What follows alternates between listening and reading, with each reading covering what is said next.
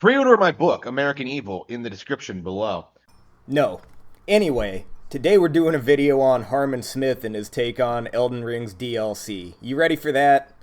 It's hard to believe that after 2 long years of irrelevancy, Elden Ring is finally trying to make itself talked about again by releasing a new DLC. Out of nowhere, we are getting Shadows of the Erdtree.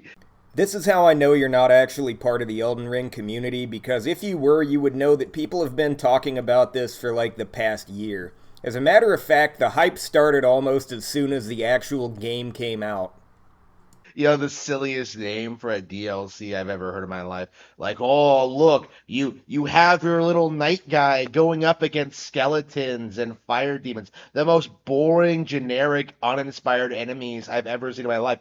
Yeah, good thing there's no skeletons or fire demons in The Legend of Zelda, right? Otherwise you'd have to stop wearing that shirt. Like, even the trailers, which are obviously fake, with, like, you know, those computer-generated, like, fight sequences, Wait until this guy finds out that literally every fight sequence in a video game is CGI. they look slow and stilted. You know, like, you see a guy just swing a sword and you just do like the stupid Dark Souls roll thing and just get out of the way. It's just like, It's just like The Legend of Zelda's combat system. I mean, dude, what are we even talking about right now? how exactly is this supposed to be fun? Like, how exactly is this supposed to be interesting? Like, when you look at, like, when you compare this to Tears of the Kingdom, where you see things like those crazy vehicles and the skydiving and just, like, some of the enemies you'll be encountering, like, Sorry, our game has different gimmicks than your game? I mean, I don't know what to say here. the difference in quality is straight up astounding, right? And obviously that was the case from the get-go. You know, Breath of the Wild, you know, a 2017 release, stomped Elden Ring.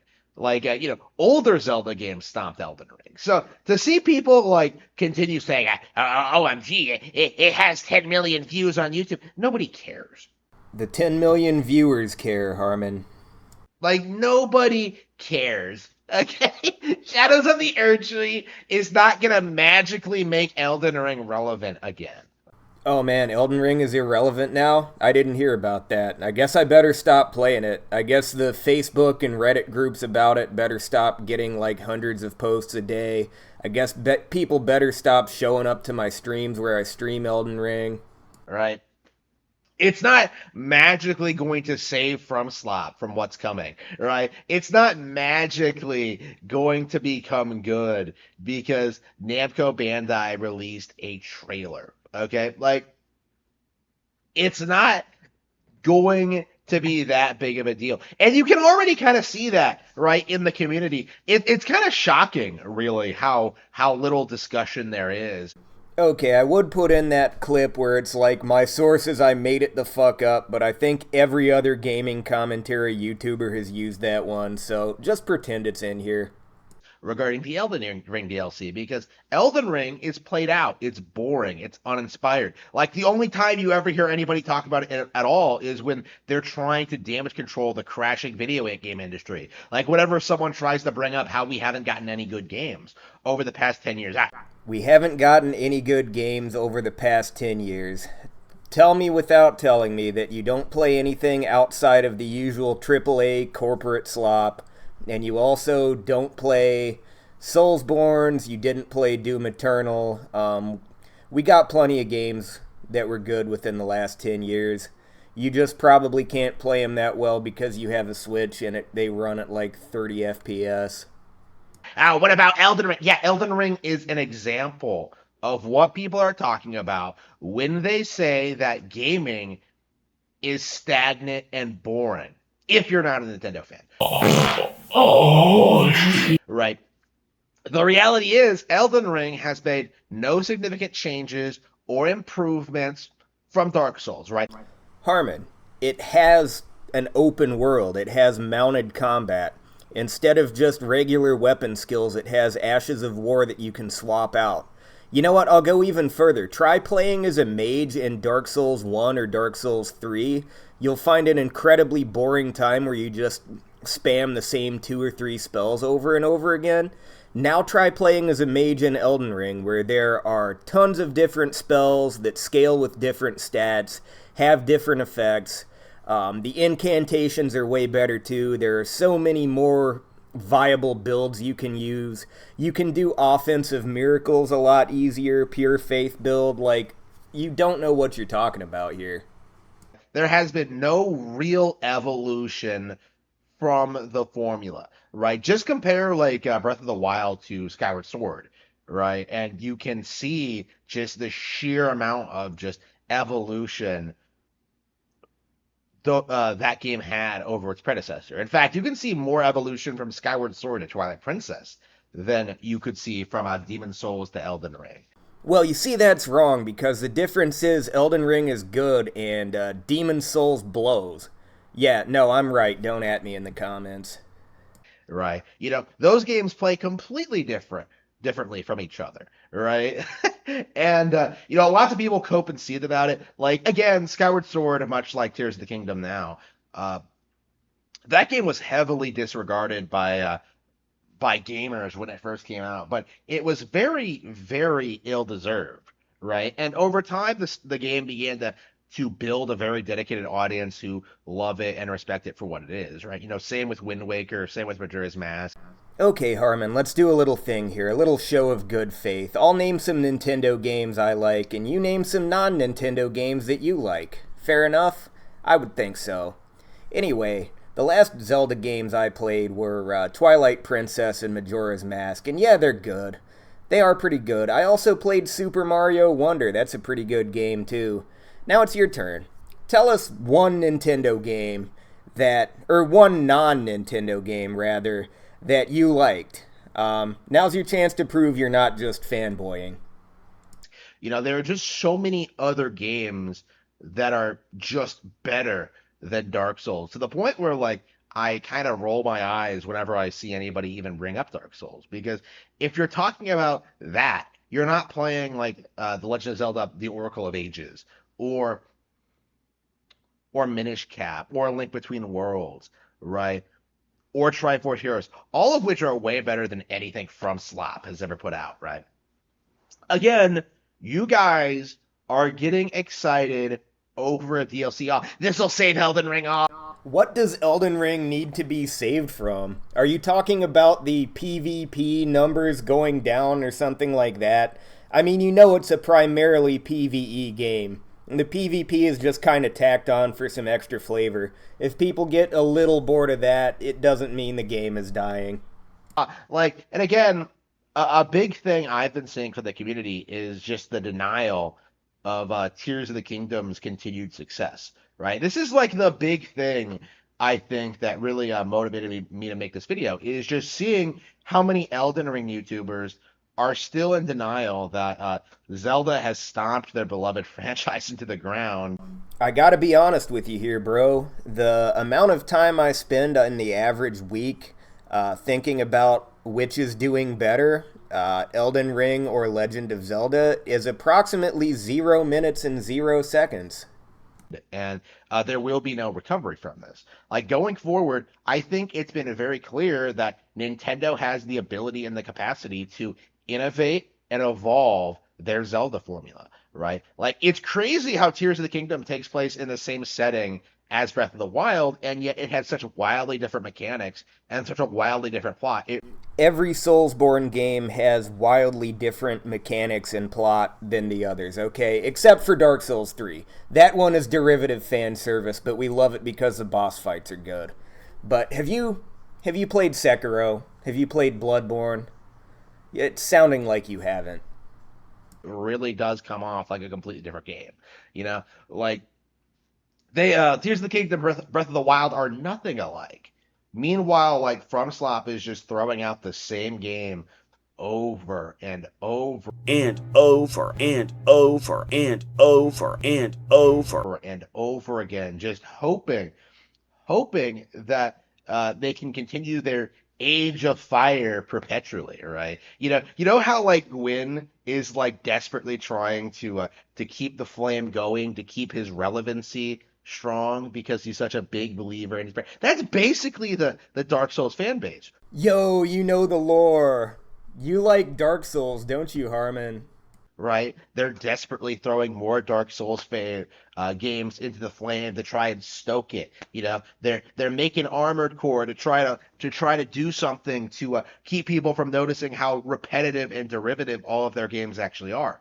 You mention Armored Core, a game that's nothing like any other FromSoft game, and then you go on to say how repetitive and derivative their games are. Okay, well, Armored Core, I guess, as a series, it's like the other games in the series, but the mech shooter genre is like dead.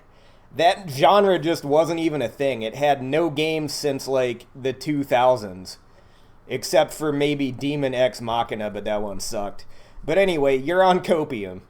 Right. They're trying to send out all their player bases on all these Dark Soul quests to try and like continue this age of stagnation. They are desperate to try and keep themselves relevant in an industry that is well on its way to moving on from it, right? If anything, I think if Dark Souls existed in a industry that was actually healthy and actually had like real variety when it comes to software and software development from a lot of different like high quality developers, like Dark Souls would never ever been relevant.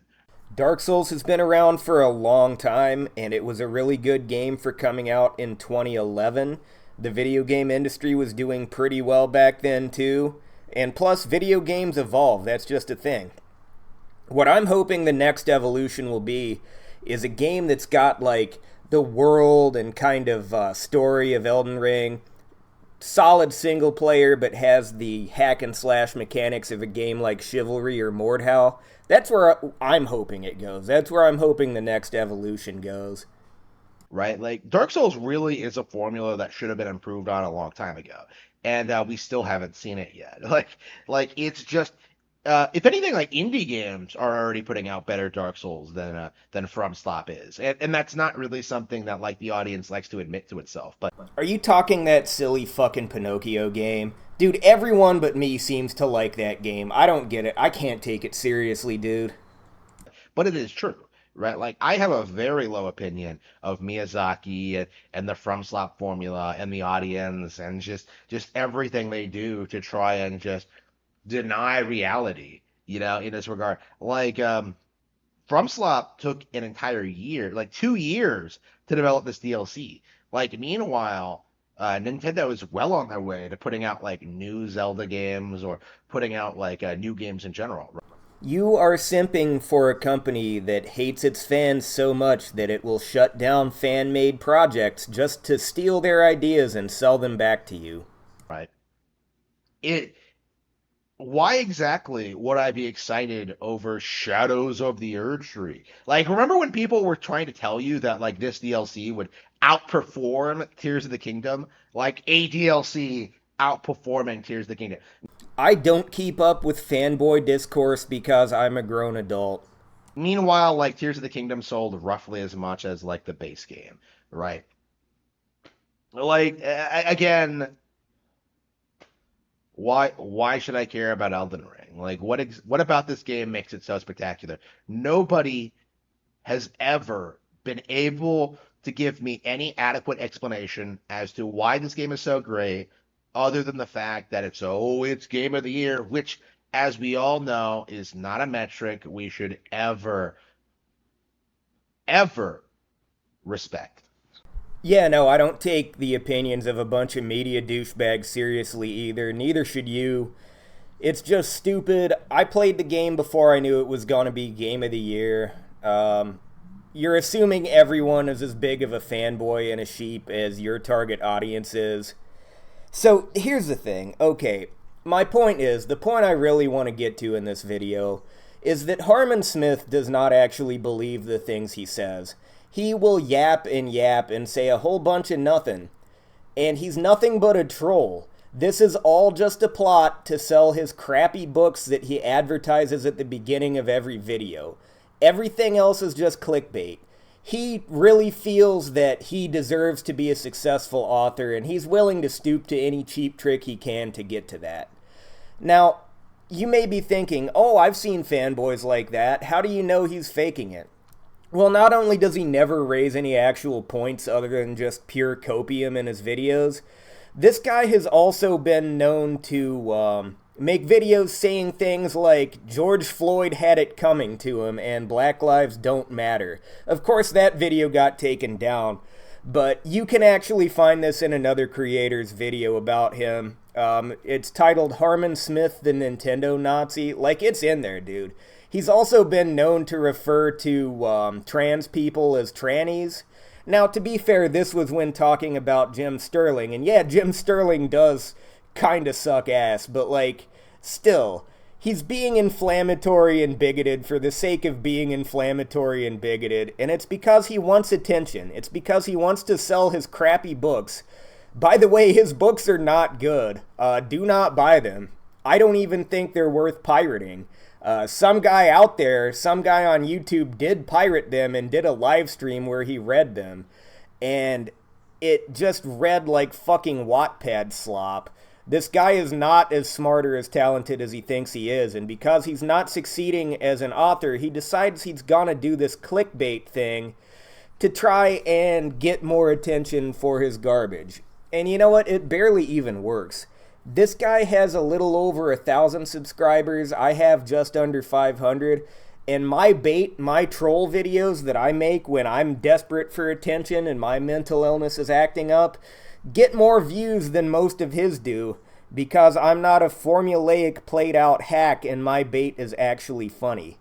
Anyway, I know Harman Smith is a gold mine for people who like to make these gaming response videos because he's the low-hanging fruit, okay? But I really think he's trolling us all. He doesn't believe the crap he says. I mean, if you can't see it, then you probably also thought that my video about how Call of Duty is better than Dark Souls was serious. It's just, if you watch enough of his stuff, you realize that it's all just brain rot. He's following a formula every time. He's like, this'll get hate clicks, and then it gets like 200 max. He's not even good at what he does. He's not good at writing. He's not good at trolling. All he does is generate views for these gaming commentary channels like Griffin Gaming and his knockoffs, and I guess hopefully me now. I don't know how well this is gonna do. I mean, Harman Smith is a cow without much milk left in his udders, but we'll see. We'll fucking see. Anyway, this has been Windrider. Please stop paying attention to Harman Smith. He thinks he's so clever. He thinks he's fooling all of us. I see through his bullshit.